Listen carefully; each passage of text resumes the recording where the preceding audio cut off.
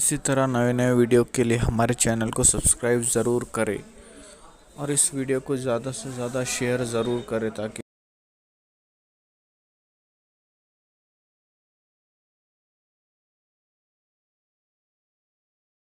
औरतों का हाथ क्या, कोचिंग के नाम पे बेपर्दगी, वलीमे के नाम पे बेपर्दगी, मर्दों से खलत मलत। जरा गौर तो किया होता, पार्कों में बेपर्दा बीवी बेटी बहन को ले जाने वालों, जो मजहब औरत की इज्जत के तहफ्फुज की खातिर औरत को मस्जिद में आने की इजाजत नहीं देता, वो मजहब किसी को पार्क में ले जाने की इजाजत कैसे दे सकता है?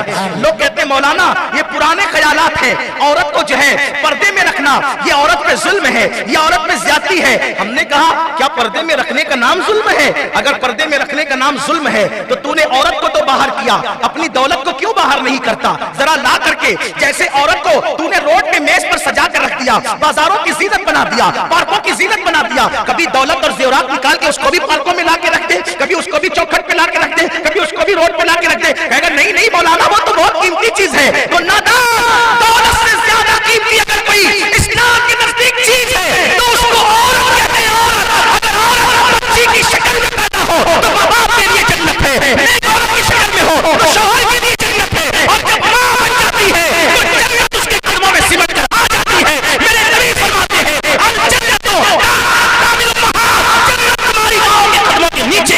नारे तकबीर, नारे रिसालत, मसलक आला हजरत, मजहब इस्लाम, अल्लामा मोहम्मद कादरी साहब तबिल्लाह।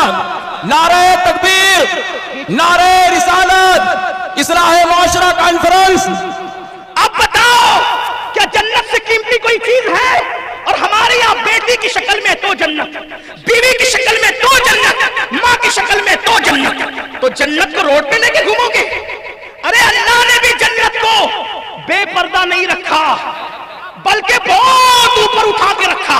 मैं तवज्जो चाहता हूं अहले इल्म की तवज्जो। जन्नत को इतना छुपा के रखा, न वहां तसव्वुर जा सकता है, न वहां तखय्युल जा सकता है, न वहां जिंदा जा सकता है, न वहां मुर्दा जा सकता है। अल्लाह जिसे चाहेगा वही जाएगा, जो उसका महरम रात होगा, उसके अलावा कोई नहीं जा सकता। सबको आखिरत में जाना है, पहले कोई नहीं जा सकता। और फिर पर्दे में रखना अगर जुल्म है तो तूने दौलत पर्दे में क्यों रखी? कहा कीमती है। हम कहते हैं कीमती चीज तो पर्दे में रखी जाती है, कीमती चीजें पर्दे में रखी जाती है। देखो सारी मस्जिदें, मैं सिर्फ समझाने के लिए कह रहा हूं इसको, सारी मस्जिदें बेपर्दा, ठीक तवज्जो, सारी मस्जिदें बेपर्दा, सारी मस्जिदें बरहना, सारी मस्जिदें खुली हुई। क्यों खुली है? बेपर्दा है। मस्जिद एहतराम की जगह है लेकिन सब खुली हुई है। लेकिन जो सारी मस्जिदों में सबसे अफजल तरीन मस्जिद है जिसको हरमे काबा कहते हैं, उसको पर्दे में रख करके गिलाफ डाल के बताया गया कि नागपुर की मस्जिद और है, काबतुल्लाह और, दिल्ली की मस्जिद और है, काबतुल्लाह और है। जो बेपर्दा है वो आम मस्जिद है, जो बेपर्दा है वो खास मस्जिद।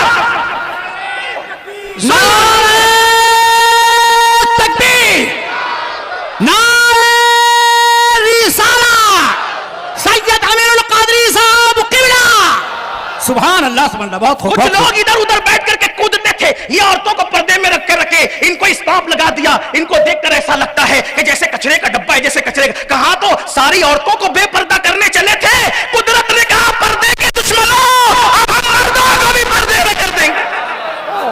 कुदरत को चैलेंज करने चले हो, लगा करके फिरो मुंह पर, मुंह छुपाए छुपाए फिरो। मुंह कौन छुपाता है? या तो कीमती छुपाता है या तो मुजरिम छुपाता है। कीमती तो हो नहीं तो हो क्या तुम?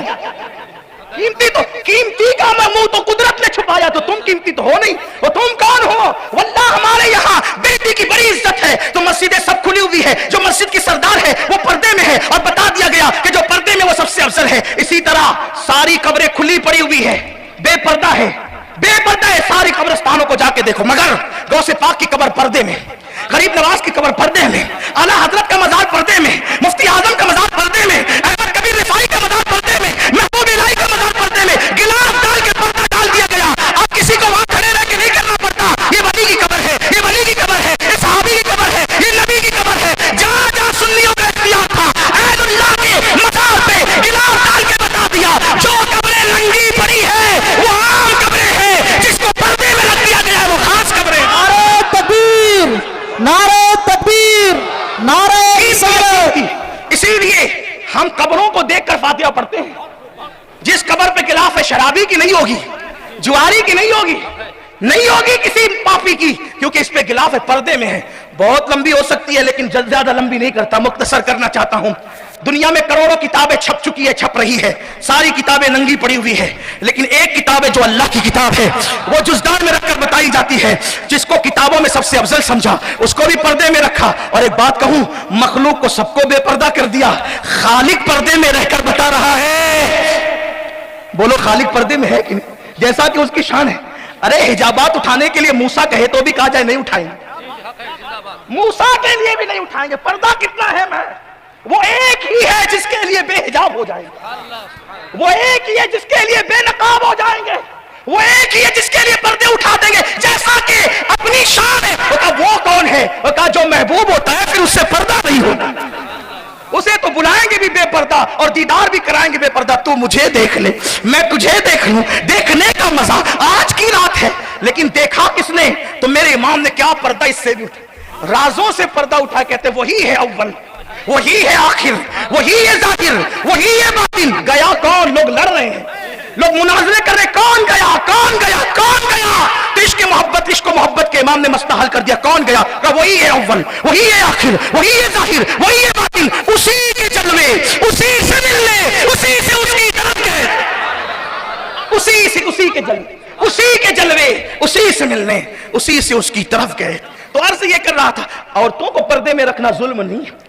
اگر ظلم ہوتا تو مخلوق بے پردہ, خالق کو اپنی شان کے مطابق خالق نے اپنے آپ کو پردے میں کیا, جیسا کہ اس کی شان. یہ ظلم نہیں ہے, یہ قیمتی بتانے کے لیے. اس لیے بہنوں سے کہتا ہوں بے پردہ نہ نکلا کرو. حدیث پاک میں آتا ہے کہ جب عورت بے پردہ نکلتی ہے تو اس کے ساتھ 17 شیطان نکلتے ہیں, اور وہ 17 شیطان کہتے ہیں دیکھو اس کو اور اس کے گناہ میں مبتلا ہو جاؤ, دیکھو اس کو اور اس کے گناہ میں مبتلا ہو جاؤ, دیکھو اس کو اور اس کے گناہ. اور اللہ تعالیٰ اس وقت تک اس پہ لعنت کرتا ہے جب تک وہ گھر واپس نہیں آ جاتی. اللہ کی لعنت, فرشتوں کی لعنت, تمام مومنین کی اس پہ لعنت ہوتی جو بے پردہ گھر سے نکلتی. یہ ہے بے پردہ نکلنے والی عورت کے لیے سزا اور اس کا وبال. جس پہ لعنت برستی ہو اس کے گھر ہاتھ کے پکے ہوئے کھانے میں برکت کیا ہوگی, جس پہ لعنت برس رہی ہو وہ گھر کے لیے ملکہ کیا ثابت ہوگی. یہ جو کہہ رہے ہو نا کہ بیٹیاں بھاگ رہی ہے اور گھروں میں جھگڑے ہو رہے ہیں اور بے برکتی ہے, جس عورت پر قدرت لعنت کرے, تعویذ اس عورت کو کبھی برکتی نہیں بنا سکتا. ہم تعویذ کے مخالف لوگ نہیں ہیں, لیکن تعویذ کو سب کچھ ماننے والے لوگ بھی ہم نہیں ہیں. یہ بھی یاد رکھنا, تعویذ کی جگہ کام کرتا ہے, تعویذ کی جگہ کام کرتا ہے, دعا کی جگہ کام کرتی ہے, محنت کی جگہ کام ہر ایک کا کام کرنے کا دائرہ کار الگ الگ ہے. مثال کے طور پر کسی نے شکر ڈالی چائے میں, چائے لذیذ ہو گئی, تو کہا یار کیا تعریف ملی تھی چائے میں شکر ڈالنے پہ, اب سالن میں بھی شکر ڈالا کریں گے تو سالن بنے گا کہ بگڑے گا. شکر کا کام چائے کی حد تک ہے, شربت کی حد تک ہے.